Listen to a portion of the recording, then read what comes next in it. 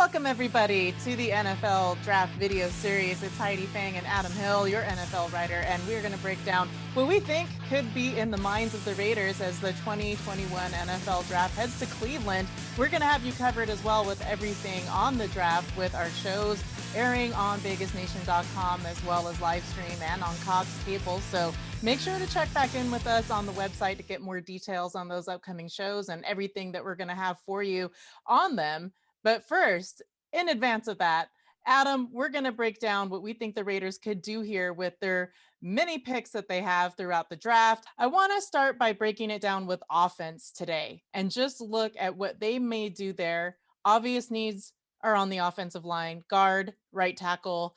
Adam, first of all, before we delve into it, how are you doing? I am good. Just pretty much sit in this spot right here where you guys see me right now and look at film on college players like 14 hours a day right now. So that's pretty much how I'm spending my life. Man, any good film you get, make sure to send it my way because I got to analyze. I like doing that. I like to think of myself kind of as maybe a scout. It could have been a career for me. That's what draft season is all about when you're covering an NFL team. It's trying to think along with them, play along with them, and kind of do the same thing that they're doing. So we're in our war rooms, they're in their war rooms, and we're counting down till the draft begins in Cleveland in just a couple of weeks. Well, let's start counting down the Raiders picks, Adam, and look at what they could do here offensively only for this week. And we'll get into the defense and shake everything out as we progress with the video series. But for today, just offense: 17, 48, 79, 80, 121, 162, 167, 200. I don't think we'll get that far in because you never know what's going to happen with those later round picks. But as we start to look at the top there, the first four picks that the Raiders have, there's a lot of offensive tackles available. There's some guards. I was looking over a mock draft on Raiders.com, and I'm wondering what your take might be on it. At number 80, the Raiders select Brady Christensen from BYU. What do you think about that pick? And do you think that that's a possibility? I think it's always a possibility. I think it's really hard to start reading into where you go as the draft proceeds because you don't know who's going to be there. You don't know who's going to be available. You don't know who teams have necessarily high on their board. I think we've seen with the Raiders in particular, their board doesn't look the same as a lot of other teams. One of the things is we know that the Raiders love guys from big schools, so that pick would fit a little bit. BYU kind of played themselves in a big school, but I look at guys like Wyatt Davis in the middle of the draft, a guy from Iowa State. Even more closely, I think, tied to the Raiders might be a guy like Creed Humphrey from Oklahoma. He's been really good. But I've had my eyes on a guy that I just felt for the last couple of weeks was like, yeah, that's a Raiders guy. That's a guy that they might take. That's Deontay Brown from Alabama. Very interesting case with him. The biggest player in the draft pool, but not anymore. So he's listed at 364. That's what he was at the Senior Bowl. And so, people said, well, that might be too big especially for an interior offensive lineman, that you need a lot of movement. You need him to pull sometimes. You need him to be able to get to those blocks. Will he be able to do that? But he's actually about 346 now. At his pro day, he was down about 18 pounds. Really was insistent on how much he wants this and how badly he wants it. 3.5-year starter at Alabama, certainly going against some of the better defensive linemen in the country, and did not allow a sack in those 3.5 years at Alabama. So a pretty impressive track record he has. I think he's answered some of the questions about whether he'd have enough mobility to play guard in the NFL. And we know that they love players from Clemson and Alabama. This would be another Alabama player. I've seen him ranked about 8th in terms of interior linemen. That could get you down in the second or third round. So I think that might be a name to keep an eye on. Here's another name I want to throw out, and it's one that's projected by Pro Football Focus to be closer to the top. But with the Raiders, like you said, we never know what they're going to do. It's not probably someone that you've heard of that recently because he hasn't really played a whole lot since 2018, and that's Walker Little from Stanford. So I'm curious to know from your take, do you think that the Raiders might go on somebody that could be a wild card, being that he only played 72 snaps in 2019? Yeah, I think that's an intriguing name for them. In my mind, I do believe they're going to take tackle in the first round.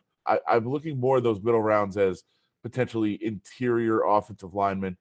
They believe they have their starters in those spots, but certainly depth and talent would be very helpful to add. You don't have that certainty that you've had in the past with just lock and load starters that they've played with for so long. They've moved on from those guys.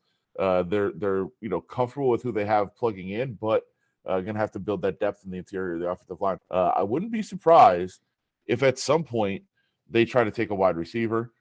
We know how much the Raiders love wide receivers. They were, they did that last year in grabbing Henry Ruggs. They addressed that with Brian Edwards. They've got a bunch of receivers in the mix. But I think, taking one as the draft progresses, maybe later on in the draft is something that they would think about at least. And I feel like in looking through some of the players that there's a guy, Anthony Schwartz from Auburn, who is incredibly fast. Ran a 4.26 40. He's looked at as the fastest player in the draft pool. I was watching him a little bit last night, and there were some questions earlier in his career about how he uses that speed on the field. But what he's really worked on is not striding as much, not getting into that deep stride and necessarily running everything all out all the time, but getting much, much quicker in and out of his cuts and then getting up to top speed quicker. I like him, and I think that's the kind of guy the Raiders like, that track star guy. That's the traditional Raiders wide receiver type. But I think he's more than that. And with that kind of speed, I think that would be intriguing to the Raiders, because I don't think that's a guy that goes on the first 2 days. He could fall in to maybe that third day, that final day of the draft. Adding that kind of speed would have to be something the Raiders would look at. So Adam, just as you kind of finalize your thoughts here, you went through a couple of guard picks, you picked out a couple tackles. If you had to go like round 1 and 2 at the number 48 and the number 17 and say, these are possible offensive picks that they could go with in either position there, who would it be? If no other tackles go before the Raiders are on the board, I think Christian Darrisaw is the guy. Virginia Tech guy with just a ton of ability. He could absolutely be a top 20 pick, and if he falls to Raiders, I think that's where they go. I actually think they go defense with the second one, so I don't think we really have to look too much at that. But I think I would look if they do go on the offensive side. If they do get a tackle in the first round, I would definitely look at one of those interior offensive linemen to go in the second round, and really look for the Raiders to use this draft to stockpile more talent on that offensive line after parting ways with a couple of veterans in the offseason. I think that's something that you can't have enough of ever, is depth on the offensive line. But Adam, thank you so much for all the insight and analysis. We're going to be breaking down defense next week, doing this with the different positions, safeties, cornerbacks. These are things we know the Raiders will need to look at in the draft and address. So we'll have it all for you here on VegasNation.com, and download the Vegas Nation app to also keep up with everything else we're doing. Give Adam a follow at Adam Hill LVRJ, and I'm at Heidi Fang. For both Adam and I, thank you so much for watching.